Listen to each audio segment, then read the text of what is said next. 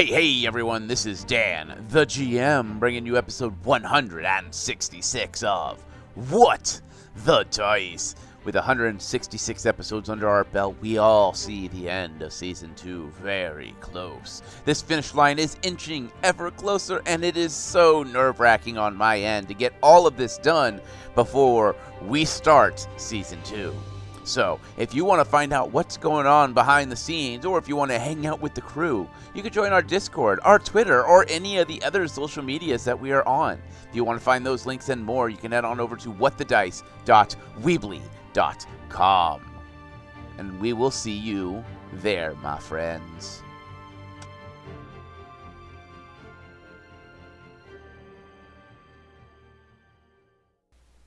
It's been a few days since we last heard from the city. They were true to their words. They sent out paladins, a whole 5 of them.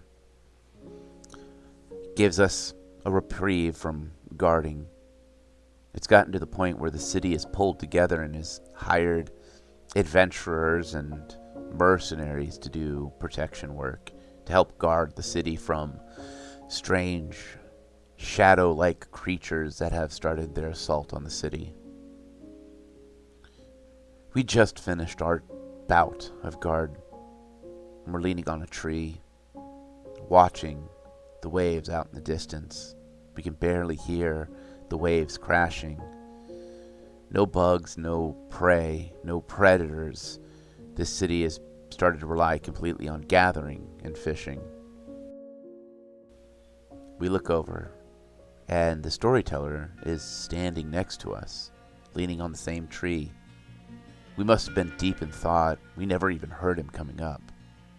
He looks at us and gives us that smile that only someone that has experienced this themselves would have.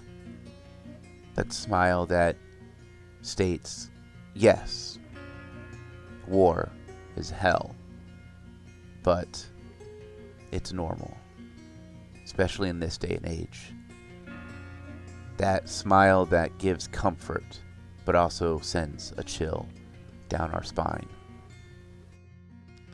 Well, me friends. Seems as if you have decided to take on godship. Shiny badge, and all the town's lives hanging in your grip. Every swing of a sword, every stab of a dagger, every shot of an arrow must be well placed. The life of a god, the life of an adventurer, well, life in general nowadays has gotten harder. Well, I'm sure I can help get your mind off of it, even for but a moment. The adventurers have got the clearance, and they are having a chance to go after what they are now come to know as the Cannibal King, the Aurus. And the stronghold that they are going after is in a forgotten and desolate volcano. Well, I'm sure you want to hear this tale, so relax. Forget your day's worries for even but a moment, and hear me tale.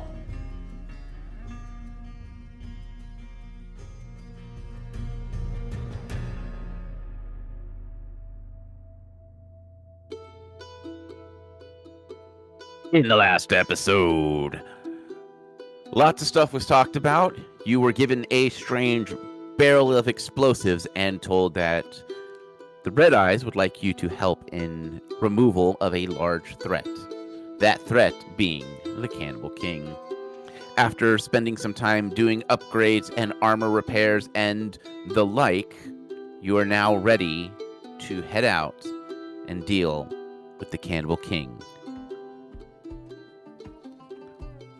We come back with Defibulus and Kalila, Hugin and Mugen, sitting on the outside of the Naga city. Before you stretches a massive sand curtain that hides the city. Red Eyes and Nari stand next to you. What would you like to do?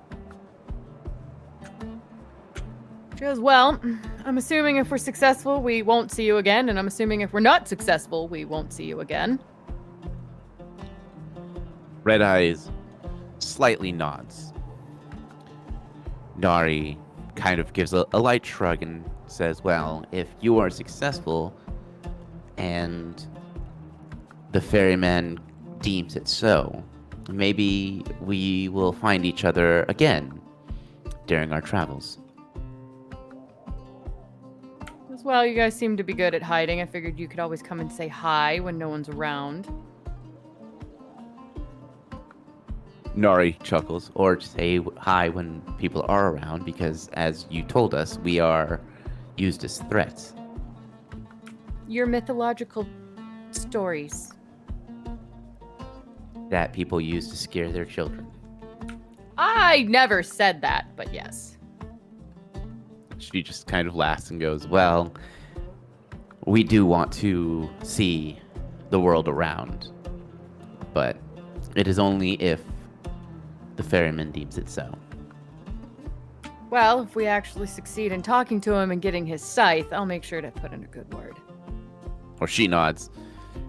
Red Eyes just kind of half nods. I'll get you to laugh and smirk at something one of these days. Defib was like, I'm sure he'll be cheering the minute we blow up the Cannibal King guy. Probably throw a massive party. I'm gonna change your name from Red Eyes to Serious Eyes. If this is what you wish to call me, you may call me that. Do you guys even have a name, or do you all go by the color of your Ari? That one, she's Nari. When you reach a certain rank, we choose to go by the eye color. It indicates where we stand and what we do. So you do have a name. Yes, but I have given that up long ago to take on the mantle of Red Eyes. Naga culture. She'll nod. I believe we got everything. You ready, Defibulous? Yep, I'm ready to blow something up. Hi ho, hi ho. Blow up they go? That'll work. She'll head off into the sand with Defibulous.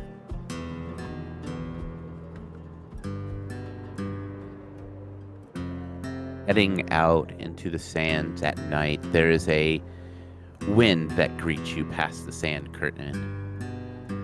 As you walk up this seemingly desolate canyonway, and you turn, you can see the expanse of the desert, and you can see the thinning of trees that represents the split between the desert region and the edge of the mountain region. The air out here is cool. There's still warmth coming from the sand from being baked in the sun all day. The sky above is dimly lit by faded stars, but a new moon hangs high. You can hear the sounds of the bugs and creatures of the night as you truck your way towards the mountains. Making your way to the plains is easy enough. Following the old, burned out areas, you're able to kind of keep to shadows. Every now and then seeing a fox or one of the creatures of the night moving through. And then you begin to get into denser woods and forests as you get more north, until you're able to find the edge of the mountain's peak. The soft dirt and gravel have been replaced by heavy stone that is black. The smell of sulfur taints the air. The trees in the area are full and lush, but their bark on the tree is blackened from the heat from the last volcanic eruption. What would you like to do? You know, this place would be amazing to build like an inn or something, and then you'd have it just people come flocking for all around to see this amazing scenery.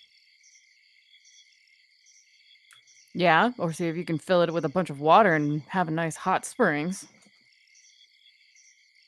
You could do that. The only problem is you'd have to worry about any volcanic gases and other stuff coming up from the ground would taint the water and potentially turn it acidic. Oh, yeah, that's true. My uncle wrote something, I think it was my uncle wrote something on that. All right, well, now it's time to get quiet and stealth. Who knows how far these orcs come out here. Time to be all sneaky like. Got it. Mm-hmm.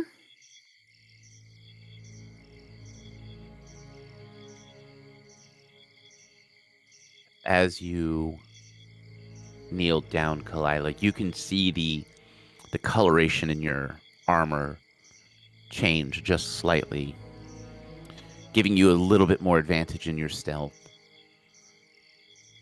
Hugin and Mugen seem to walk silently, and even Defibulus' armor gives him a slighter edge in the world around you.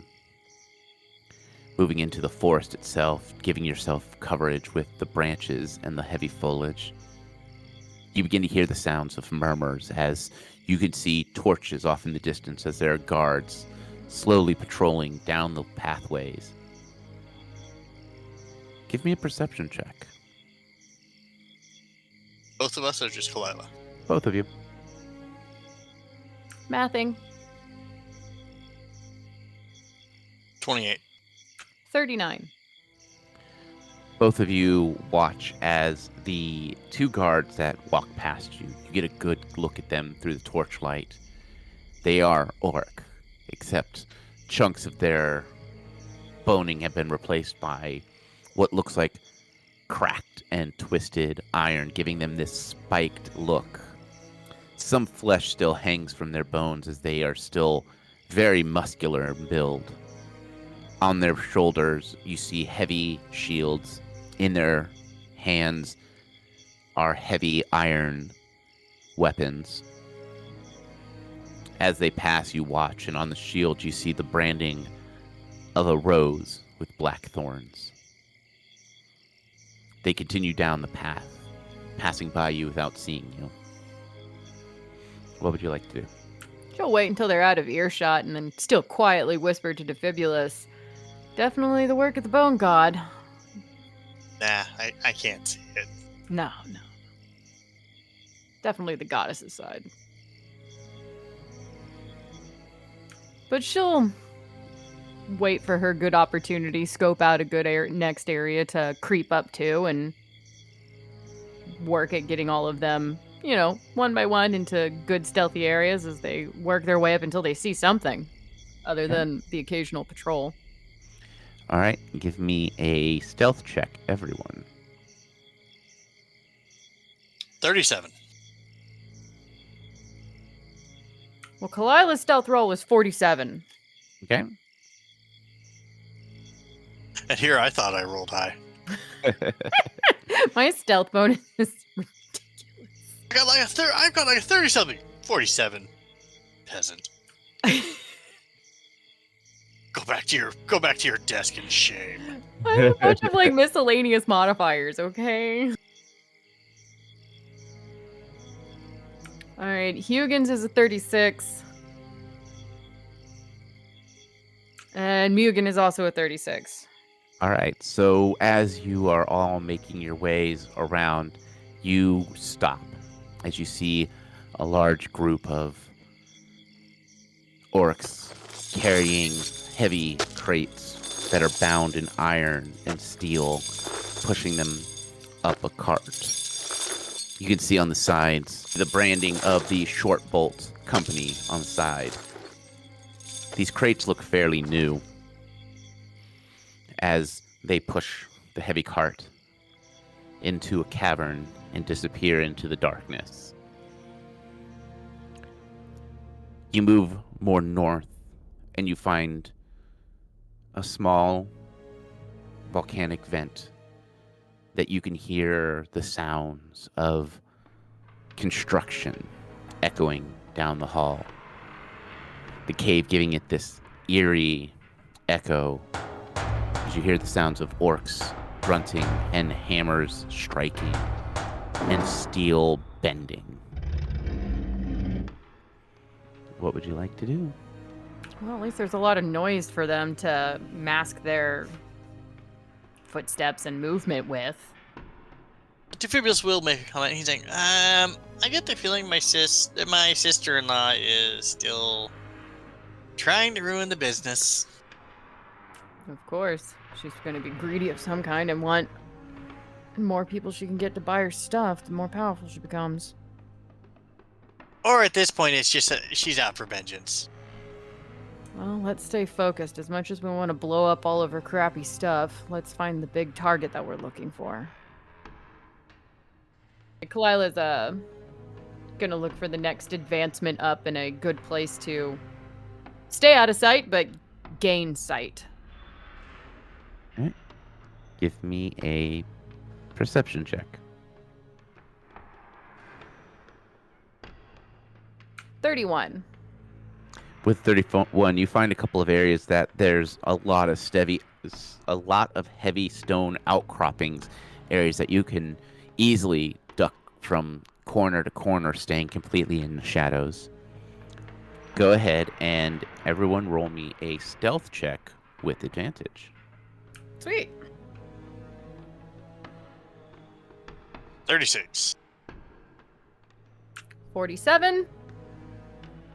Keegan has a 26. And Mugen has a 43.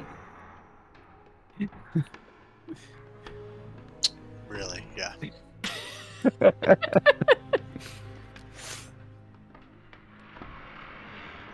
Making your way out, you find yourself at the top of a section of stoning, and you are able to look out across this abandoned, ancient, volcanic pit. You can see guard towers in flames and guards walking around.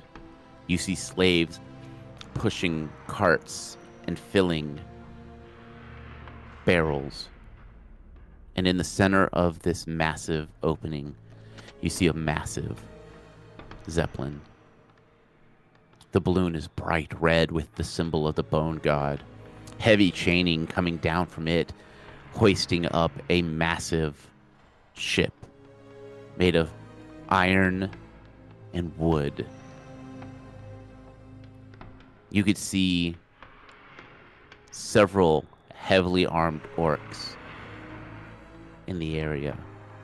And I need a perception check from you. Both of you.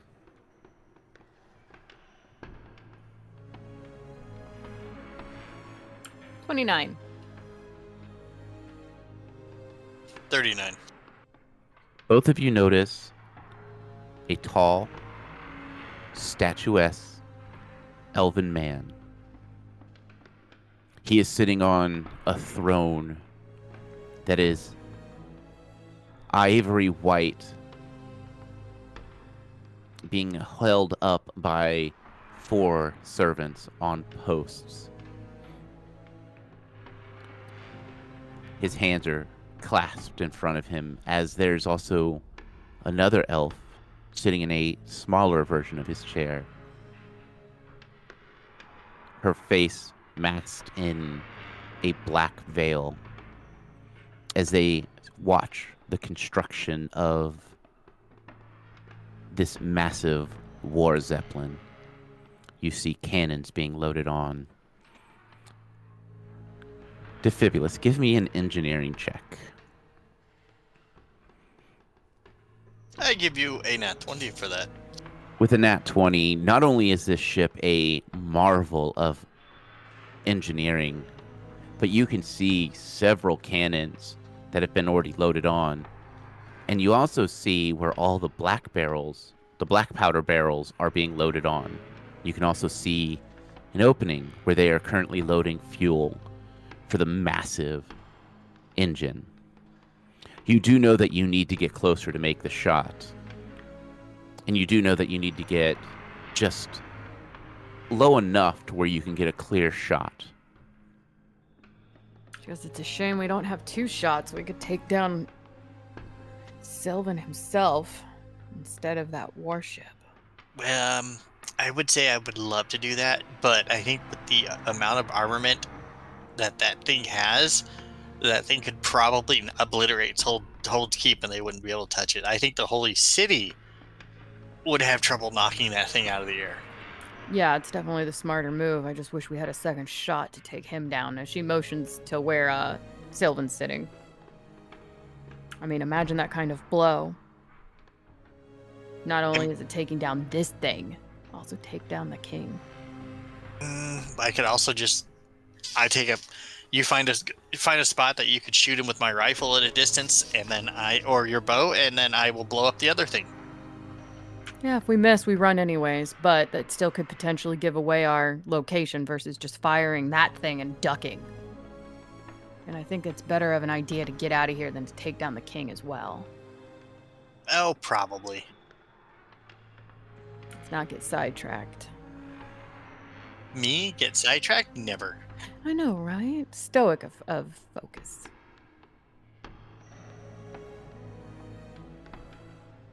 That's all right. So where do we need to get to for you to get your shot? I have a feeling we're still just a little too far.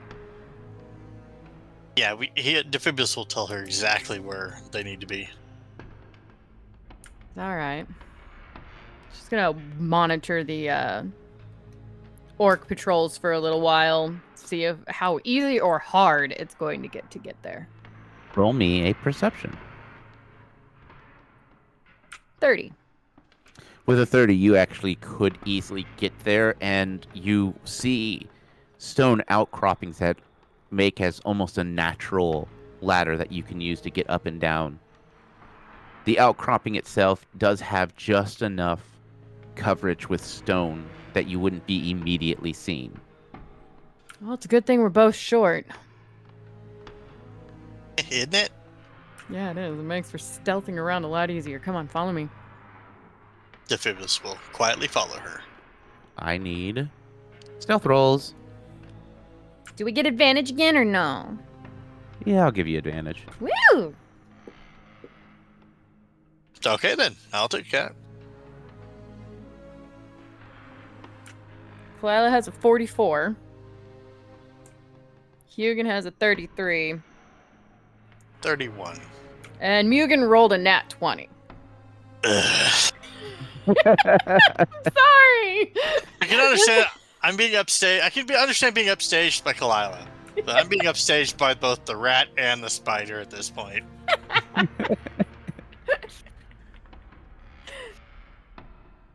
Well, you can shoot way better than them.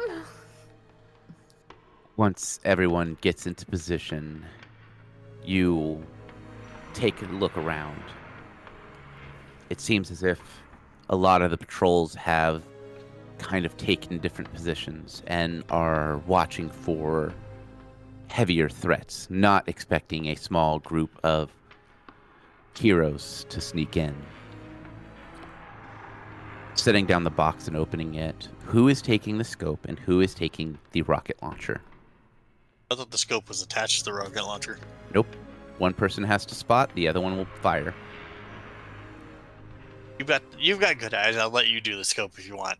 I'll do whatever you tell me to do, and you take the thing you're best skilled in. Defibulus will hand her the scope then.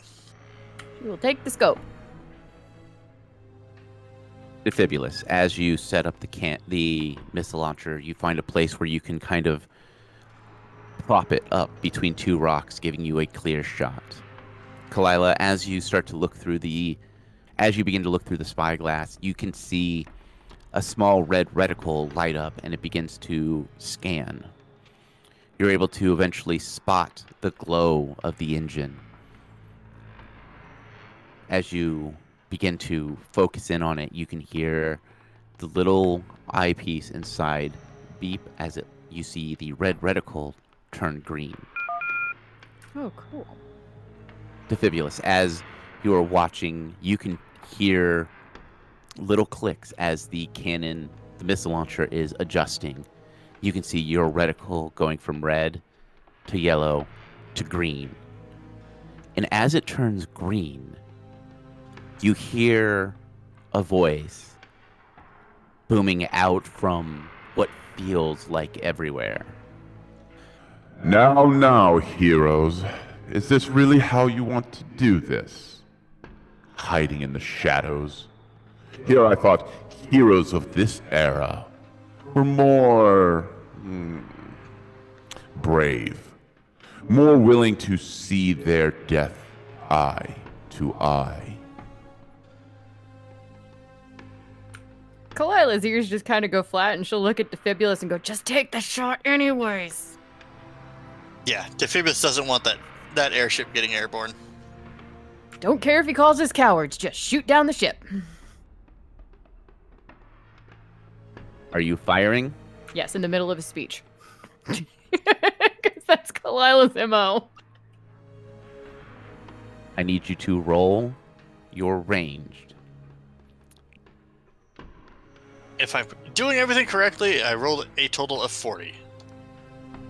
With a 40, there is this plume of black smoke that comes out the front. And you see that long arrow-like cylinder fire out, and it is being guided by a strange wire that eventually disconnects. As the missile is flying through the air, you could still hear the Cannibal King call out. So a coward's way it will be then. Guards, find them. Told you he didn't know where we were. As the missile strikes, there's a moment of quiet. As the guards are seemingly struck in awe, as there's this crackle of what sounds like a fireball that rips from the inside of the engine, igniting up the wood and burning the ship to a blackened crisp. And then there is a second explosion, then a third explosion, and then the black powder starts to go off, and it starts to send the heavy ship into the thin crust of the lava below, which breaks and cracks free, and it begins to erupt. Balls of fire begin to rain down as the volcano slowly becomes more active. Black powder barrels that have been stored around begin to ignite and explode, and the encampment begins to become chaos. What would you guys like to do? Kalila, as cool as that explosion is, which she does watch it, will quickly then divert her eyes and see if she has a clear path out. Perception. 30. I'm sorry. Sorry, wait. Math. 40. 40. As you look, you can see that there's an opening where it looks like there are several slaves that have taken to running out in that direction, taking a chance in the chaos to free themselves. It is small and narrow. It looks like it would be too small for an orc to get through, and it is you would have to do a dead sprint, as there is now more explosions and the earth below you begins to rumble. Time to go, Defibulus. That's a mild understatement. She's gonna point. She goes, "That looks too small for orcs, and slaves are heading that way. We can either go the way we came or we follow the slaves." You can always, if we catch up with the slaves, we can always help them. Follow the slaves, let's go. As you begin to haul down this corridor of old venting, behind you, you can hear the sounds of the earth crumbling as you can feel the heat of lava beginning to pour down from the walls. Just inches behind you, you can see the earth cracking. There's more explosions, and eventually you start to see sunlight, the exit. You could see forests, and you could see freedom. Some of the slaves have already made that path and have ducked out into the woods and have disappeared. As you crest out of the cave, the volcano behind you erupts in a massive black cloud, sending soot and ash into the cloud line. I need a reflex save from both of you. 33. Took me a minute to find it where it was on my character sheet. 33. Oh, nice. We both had 33s. Both of you kind of skid and turn as the cave behind you just crumbles. And then, besides the rumble of the earth and the sound of magma, everything's quiet. It's just me, or was that too easy, Defibulous? Oh, it was definitely too easy. We're gonna have problems. Yeah, that's just a given. There is a loud as something lands behind you. You can hear the heavy breathing of an orc. The sound of a ball hitting the ground and the rattle of chains. I think one of his guards found us. That's the problem I'm talking about. Called it. Would you like to turn around? Yeah. Reluctantly so. As you turn around, you see a massive red orc. Hand severed with now a ball and chain dangling from it. A heavy cast iron collar around its neck that goes up past its jaw. His eyes black and vacant. Breathing heavy, you can see scars of sword slashes and indentations of where bone has been broken and been replaced. You recognize this creature. The last time you saw him, he was squaring off with Clyde. Ah, son of a... Just every time! Why can't you guys stay dead? Yeah, we really have a problem with people that we killed just keep getting back up. This is definitely getting old. You think he wants a scepter back? Maybe. That's a high possibility. I think he also might be a little upset with us. You think he remembers us? As you're talking, he flings his arm, sending that chain towards both of you.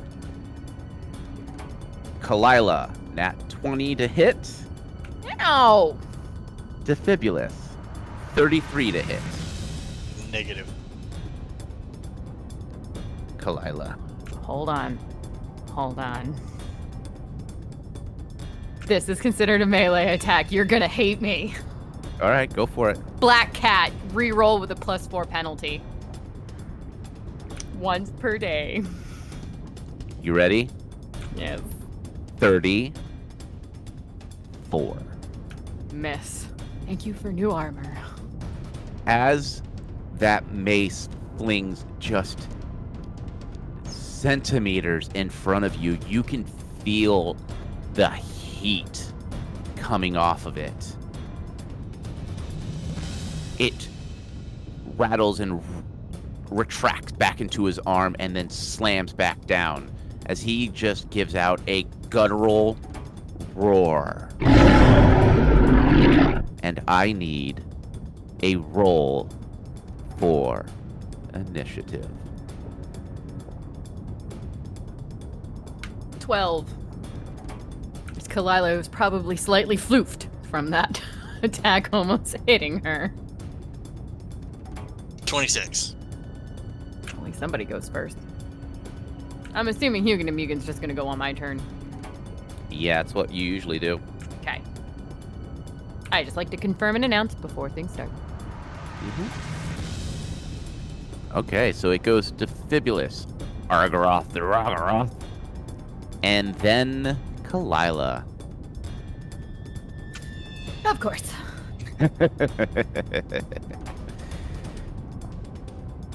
Top of the round, the Fibulus. What would you like to do? Ooh, the thing is attached to his arm, like what? Just above the elbow? So if you severed somebody's arm halfway down their forearm and replaced it with a piece of iron with a place where chain can come out of, just about like that. So he still has a fleshy elbow, right? As far as you can tell. Thinking. And he's got like that kind of undead vacant look to him like the others have had in the past? Yes and no. You can definitely tell he recognizes you, and he definitely wants blood.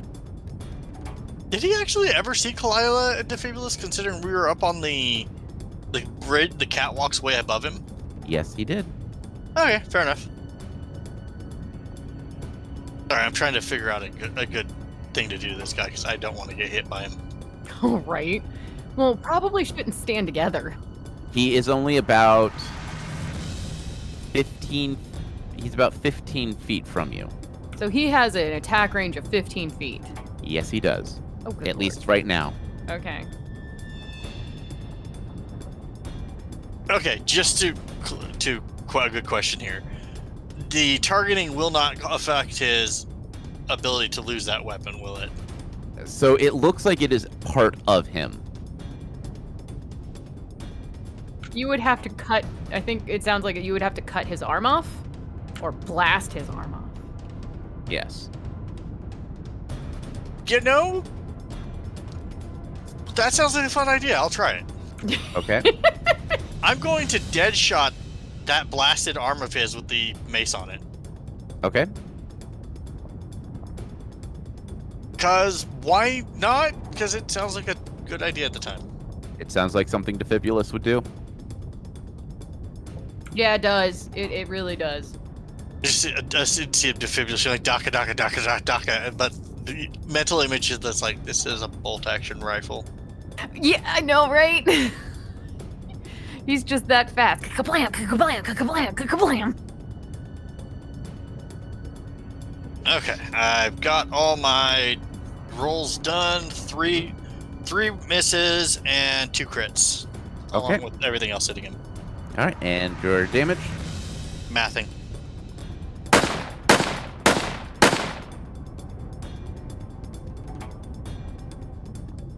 Grand total is 293. Good lord. That was 2 crits also in there at max damage. Oh, nice rolls.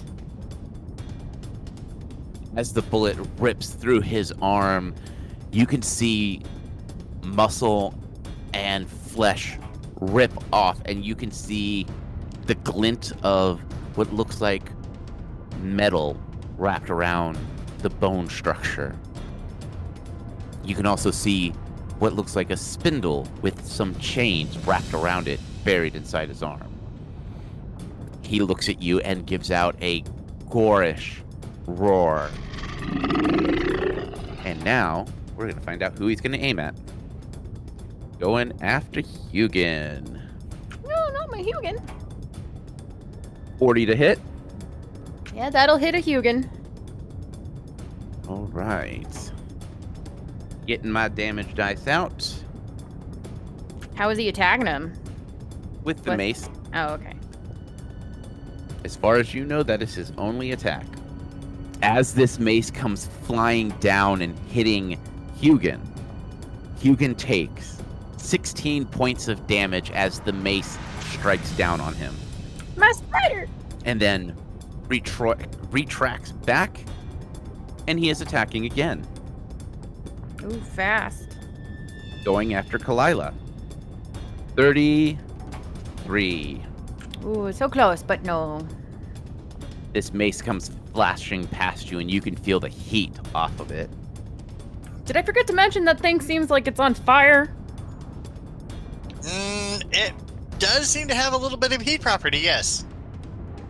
Yeah, I don't recommend getting hit by it. It feels hot. Kalila, your round.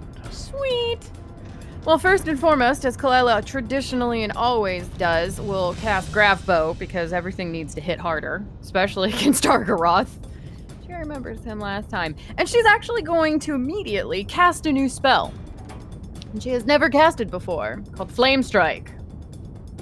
Essentially, a giant column of fire erupts around Argaroth. And he gets a reflex save for half damage. But he is a fire orc. He is immune to fire. Aha, but this is actually divine fire and is Okay. not subjugated to fire resistance. Good to know. Yes, I actually read that. Otherwise, I'd be like, because I know I'm fighting a fire orc. All right. What's the damage? Sneaky fire damage. I know, right? It's divine fire. Hold on, I gotta roll. I rolled a 1, so it's going to be full damage. I didn't get a reflex save. I wonder if there's something about critting your reflex save, but oh well. Let's just say, and Agaroth the Roggeroth should be angry at Clyde, not us. Yeah, well, how about you get closer and tell him to his face? I'm within 15 feet of him. I'm plenty close enough, thank you. I don't know. You might be able to get closer. Oh, I could, but I think I could yell loud enough that he can hear me. Besides, I sent 12 reasons on why it's not my fault he died. I don't know. That sounds like 12 reasons to be more pissed at you. Nonsense! He got brought back, he gets to experience a whole new life in undeath, so it's a win-win for him. Now he doesn't need to eat anymore. He can watch his orcish figure. How's them apples? Nah, I think they're flawed. Well, you're right. They probably look like pineapples, but still. He takes 55 points of divine fire damage. Which, by the way, she's moving, because I get to do 2 things and move, correct? Correct. Yeah, she's not staying in the exact same place right next to Defibulus, so little bit of a scatter going on here. Also, we're not skipping Hugin and Mugen. Nope, Hugin Mugen. I remember. So, now, Hugin Mugen? Now, Hugin and Mugen. Which, Hugin is going to retaliate and fling some nettle hairs. He will fling 2 nettle hairs. Flinging his butt hairs at people. Yes, he's trying to blind him. Oh, so close to a crit, but just not there. Does he? Is Arkaroth considered undead or just an orc? He would technically fall under undead. Okay, thank you. Does a 37 hit? It does not. Okay, I have the second attack roll. Does a 43 hit? That does hit. He will take 10 points of damage from his butt hair. And then, of course, Mugen is going to unleash a volley of rockets. That's 1 attack roll and then a d4, right? Correct. 28? That is a miss. Oh, sad day. And that brings us to top of round. Defibulus, your attack. Okay, where is he standing? So he is basically just 15 feet in front of you. Behind you, the cave wall is collapsed, so there's basically a wall behind you, and there are woods to the right and left of you. There is enough room where you can move around, but if you get too close, he does get an attack of opportunity. Oh yeah, as long as if I walk into his hitbox and back out, yeah. Mm-hmm. I am going to move. So that we saw that thing fling at least 15 feet in one direction. Yes.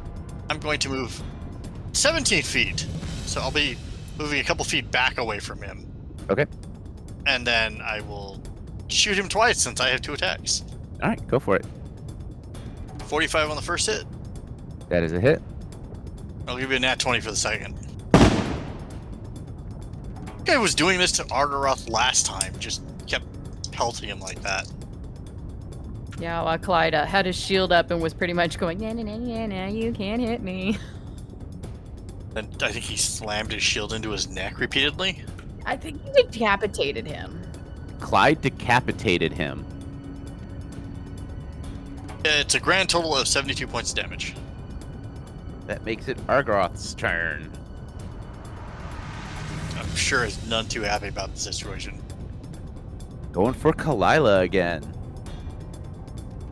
Of course he is. That makes a 42 to hit. Yeah, that'll do it this time. Kalila, Argaroth looks at you, and his eyes become redder and redder as he opens his mouth and lets out a cone of flames. That's new. Is there a reflex save to take half or dodge? No, because it is a cone of fire. Oh, normally there's at least a half, but okay. Dealing 13 points of damage. Alrighty. That's just damn rude. I'll take it though. 13 could be worse. Could be worse. Give that orc a tic tac. I have a question, a technical question. Yes. I have a 50% fire resist, and after my DR, that leaves me with 3 points of damage, and then divide by 50. Do I take 1 point or 2 points of damage? 2 points. Round up. Okay, that's just for everybody. Eternal rule, round up. Okay. Yep. I didn't realize you were fire resistant. The armor. Oh, nice. Because it's made out of black dragon, so it's very fire resistant. Kalila, you hear the sounds of chain as this mace comes just whizzing over your head. I rolled a 2 on dice. Oh, man.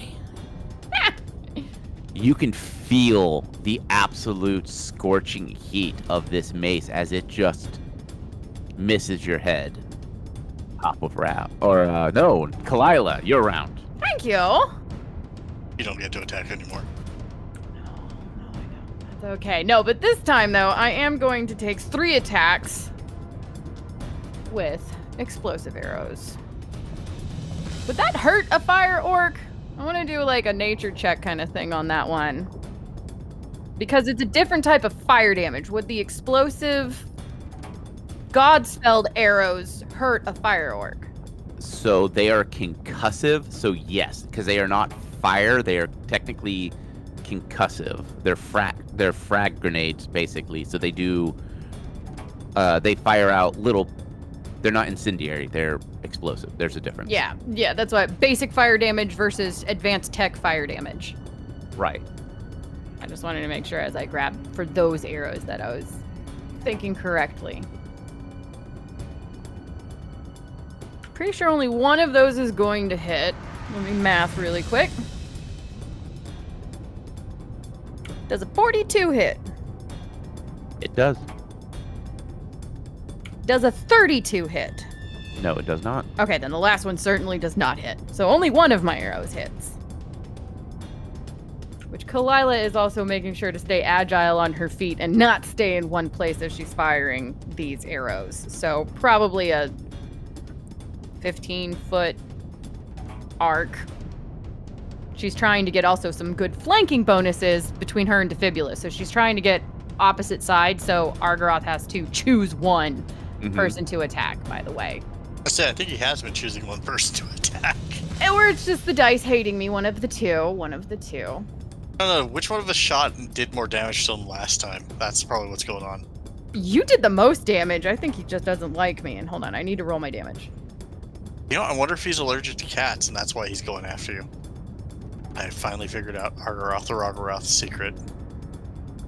38 points of damage from the one. But he does get to have a reflex save to suffer half damage. He passes. So he only takes half of that damage then. So half of 38. And then Hugin will do another butt attack, because Hugin is not going to pounce on him, I don't think. Seems like a bad idea. Neither of his attacks will hit. They're low numbered. Okay. No ones, but I doubt a 2 on the die is going to hit. Nope, not likely. And I'm just double checking a couple of really quick things, but he's probably just going to make a move because he can't reattack yet. And I don't want him to come in with a melee attack. Can you do a sneak attack?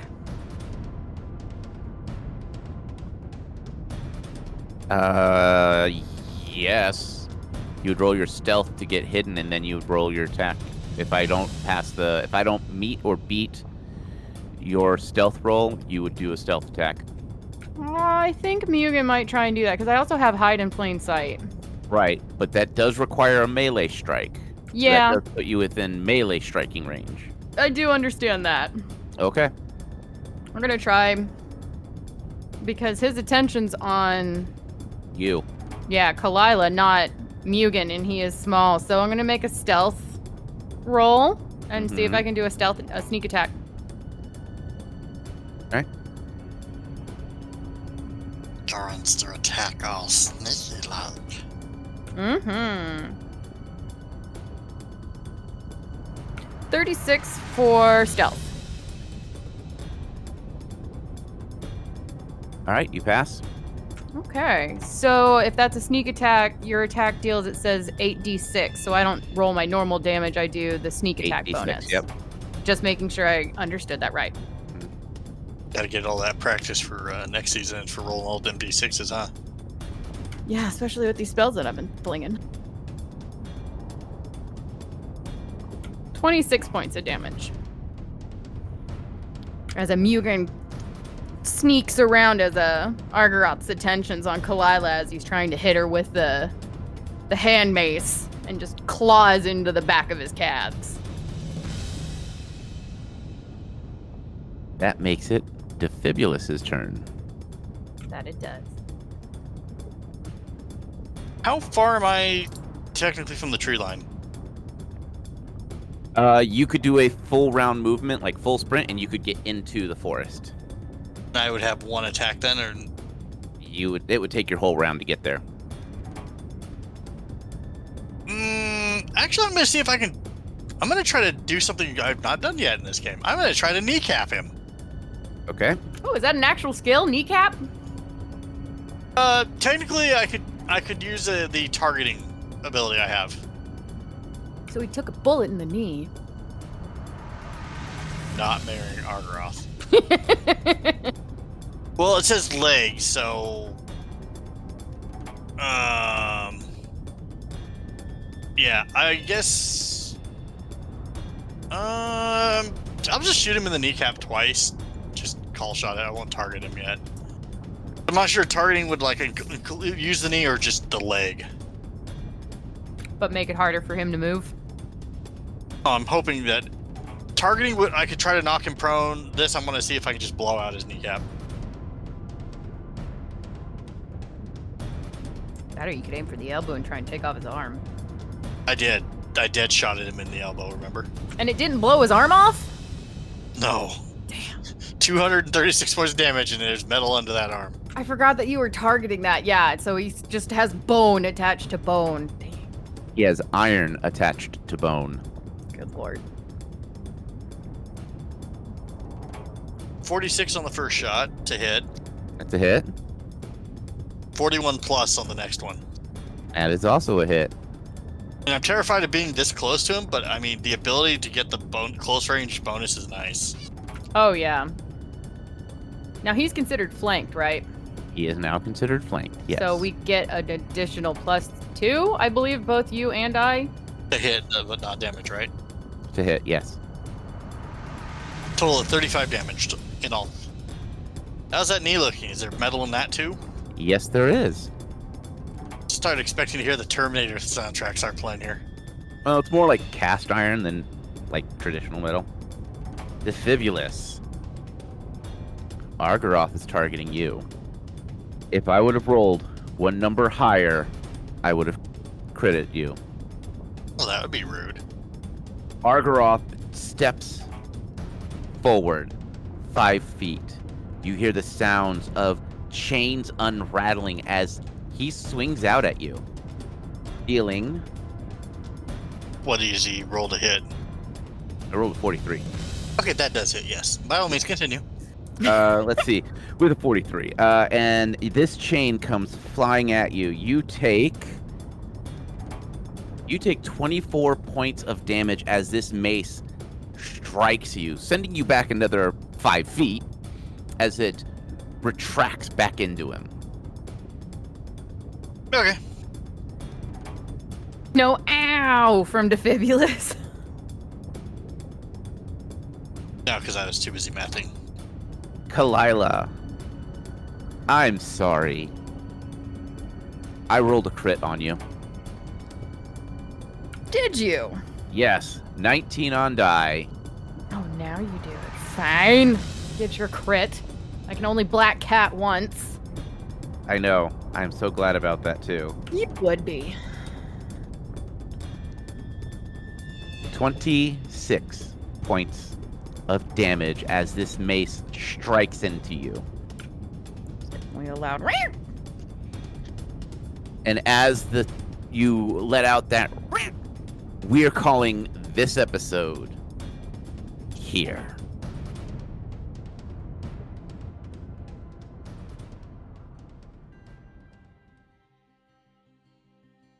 The storyteller slowly stops talking, and he looks at us with a smile. Holding the book up for us to see, the book begins to softly move in the wind before it starts to slowly close, letting out a poof of black smoke. The storyteller looks at us with a smile. Well, well, well, me friends, it seems as if the adventurers have found themselves once again in the eyes of this Argaroth the Roggaroth. His eyes full of hatred, his bones of metal, a strange collar, and a strange mace that retracts into his own arm. It's hard to say if Argaroth is working for Leoris, or if he is just a mad dog that has gotten off its leash. But his hatred, his earnest for battle, seems to have only brought forth more of this strange power he's obtained. But unfortunately, that's all the time we have for this eve. But, me friend, He lightly pats our shoulder. remember me friend, love, hate, war, peace, all of that is part of this strange thing we know as life. It is always just a moment in time. Speaking of moments, our time has come to an end. So, as always, may the dice gods bless your every roll.